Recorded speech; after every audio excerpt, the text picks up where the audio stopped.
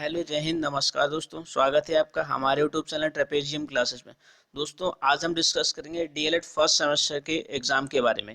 जो first semester का जो आपका एग्ज़ाम है साइंस का, उसके बारे में कुछ इंपॉर्टेंट लॉन्ग आंसर्स हैं, उन सब क्वेश्चंस के बारे में हम डिस्कस करें। चलिए देखते हैं आज का पहला क्वेश्चन क्या है कि प्राकृतिक एवं मानव निर्मित वस्तुएं तथा उनका वर्गीकरण। तो क्या होता है ये वर्गीकरण? हमारे परिवेश में उपस्थित विभिन्न वस्तुओं का वर्गीकरण हम दो प्रकार से कर सकते हैं। प्रथम प्रकार में हम वस्तुओं के निर्माण के आधार पर इन्हें दो भागों में वर्गीकृत करते हैं। जो पहला भाग होता है वो कौन सा होता है? प्राकृतिक। और जो दूसरा भाग होता है वो होता है मानव निर्मित वस्तुएं। ठीक है। नेक्स्ट है कि प्राकृतिक वस्तुएं किसे कहते हैं। वहाँ पे आपके एग्जाम्स में क्वेश्चंस को पुट अप करेंगे। ये प्राकृतिक वस्तुएं किसे कहते हैं? वे वस्तुएं जो प्रकृति द्वारा निर्मित होती हैं प्राकृतिक वस्तुएं कहलाती हैं। जैसे क्या है? पेड़ पौधे, जीव जंतु, गुफा, पहाड़, नदियाँ इत्यादि। ये सारे क्या होते हैं? जो जीव होते हैं, ये सारी प्राकृतिक वस्तुएं कहलाती हैं। ठीक है दोस्तों। नेक्स्ट है आपका कि मानव निर्मित वस्तुएं। वे वस्तुएं जिन्हें मानव ने अपनी आवश्यकताओं की पूर्ति हेतु निर्मित किया है मानव निर्मित या मानवकृत वस्तुएं कहलाती हैं। जैसे मकान, कार, बर्तन, कुर्सी इत्यादि। ये सभी वस्तुएं क्या हैं? मानव निर्मित वस्तुएं कहलाती हैं।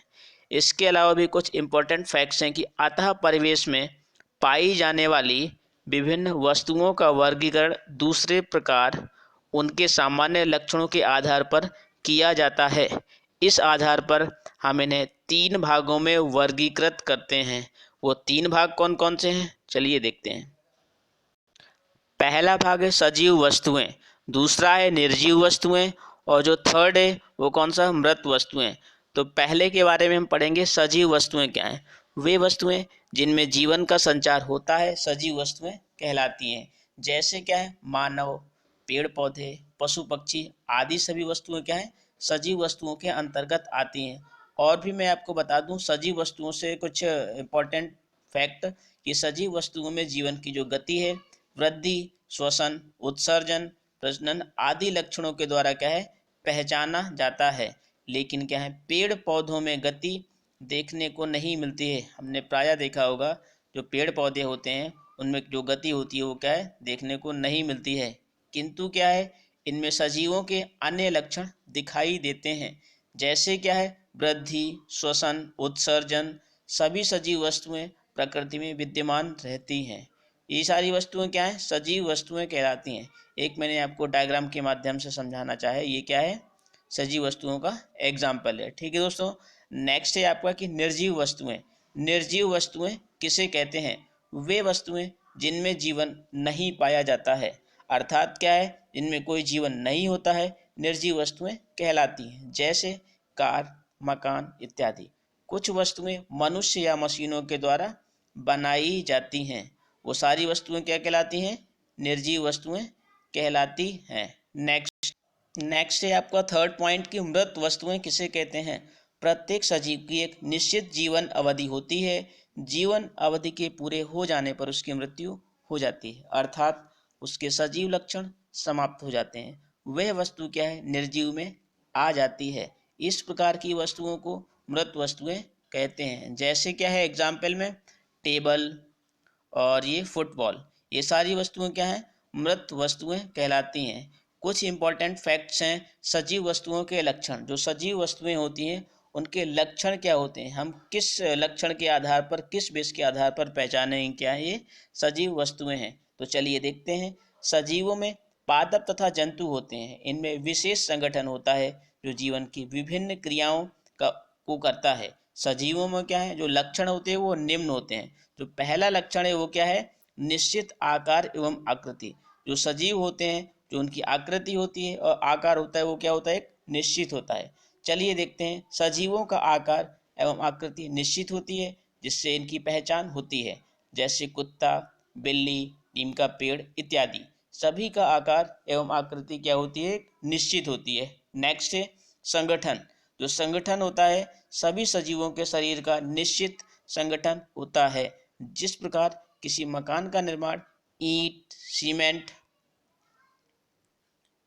सरिये इत्यादि से होता है, ठीक उसी प्रकार प्रत्येक जो शरीर है वो शरीर का निर्माण भी क्या है, एक संरचनात्मक इकाइयों के संगठन से होता है, जो विभिन्न संरचनात्मक इकाइयां जो होती हैं उसके संगठन से होता है, जिनका स्तर निम्न है। जैसे क्या है, पहले कोशिका बनेगी, कोशिका से फिर क्या है, ऊतक बनेंगे, ऊतक से क्या है, अंग तंत्र बनेगा, और अंग तंत्र से मिलकर क्या है, एक जीव का निर्माण होगा। ठीक है दोस्तों, इसके अलावा भी कुछ इंपॉर्टेंट फैक्ट्स हैं। कुछ सजीव एवं कोशिका के बने होते हैं, इन्हें एक कोशिकीय जीव कहते हैं। जैसे क्या है, अमीनो अमीबा, पैरामीशियम, यूग्लिना इत्यादि, ये सारे जीव क्या हैं, एक कोशिकीय जीव के अंतर्गत आते हैं। यहाँ से आपका एक शॉर्ट में आंसर्स भी पूछ सकते हैं कि जो एक कोशिकीय जीव है उसका एक एग्जाम्पल बताइए। तो यहाँ पे आपको वहाँ पे लिखना होगा कि जो अमीबा है, या फिर पैरामीशियम है, या फिर यूग्लिना, ये क्या है, एक कोशिकीय जीव के लक्षण है। नेक्स्ट है कि अधिकांश सजीव लाखों करोड़ों कोशिकाओं से मिलकर बने होते हैं। इन्हें क्या है, बहुकोशिकीय जीव कहते हैं। जैसे क्या है, मनुष्य। ठीक है, नेक्स्ट वृद्धि। वृद्धि के द्वारा क्या है, हम सजीवों को पहचान सकते हैं। सभी सजीव वृद्धि करते हैं। सजीवों में आंतरिक वृद्धि होती है। यदि एक जीव बीज को क्या है, मिट्टी में बोया जाए तो वह अंकुरित होकर छोटा पौधा बन जाता है, और समय के साथ साथ ये पौधा बड़ा होकर वृक्ष भी बन जाता है। सजीवों की वृद्धि में इनके शरीर की माप के साथ साथ इनकी जो संरचनात्मक एवं क्रियात्मक जटिलता भी क्या है, बढ़ जाती है। ठीक है, नेक्स्ट है आपका फोर्थ पॉइंट है कि श्वसन। सभी सजीव कुछ न कुछ कार्य करते हैं। सजीवों को कार्य करने और के लिए ऊर्जा की आवश्यकता होती है। ऊर्जा प्राप्ति क्या है, एक जटिल प्रक्रिया है। जो ऊर्जा प्राप्ति क्या है, एक जटिल प्रक्रिया है। ठीक है, नेक्स्ट पॉइंट आपका है कि अनुकूलन। सजीवों में अनुकूलन की विशेष क्षमता पाई जाती है। वे विपरीत परिस्थितियों में स्वयं को ढाल लेते हैं, क्योंकि प्रत्येक सजीव को अपने वातावरण से निरंतर पदार्थों का आदान प्रदान करना होता है। ये सब क्या है, अनुकूलन।